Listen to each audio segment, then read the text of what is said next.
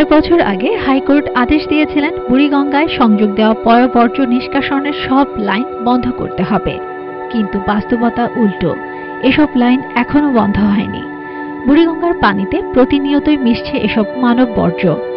রাজধানীর কামরাঙ্গীর চর থেকে নারায়ণগঞ্জের ফতুল্লা পর্যন্ত অন্তত ৩০টি জায়গায় বুড়িগঙ্গার পানিতে নানান ধরনের বর্জ্য মিশতে দেখা গেছে।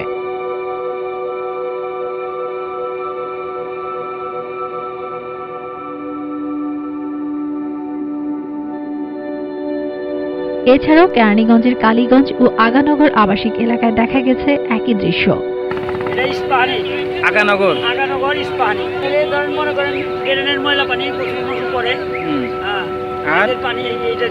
পায়খানা যাচ্ছে, বাথরুম করে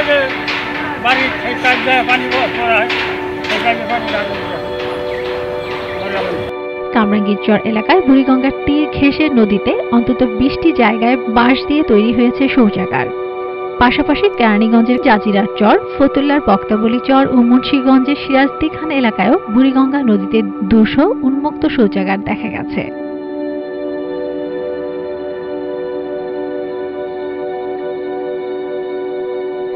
Dhaka water supply and sewerage authority ওয়াসার ব্যবস্থাপনা পরিচালক তাকসিম এ খান অবশ্য প্রথম আলোর কাছে দাবি করেছেন, বুড়িগঙ্গায় ওয়াসার কোনো পয়ঃবর্জ্য নিষ্কাশনের লাইন নেই। তবে পয়ঃবর্জ্য যে বিভিন্নভাবে বুড়িগঙ্গায় মিশছে তা তিনি স্বীকার করেন।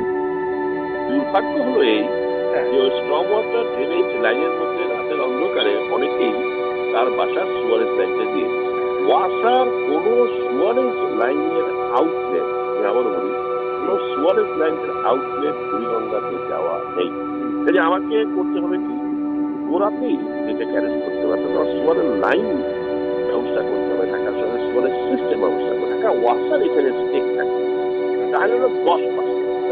ঢাকা ওয়াসা ইনডাইরেক্টলি দায়ী, সেই 10%-এর আপনি রিয়েল সেন্সে 2 থেকে 3% বুড়িগঙ্গা দূষণের জন্য দায়ী ঢাকা ওয়াসা।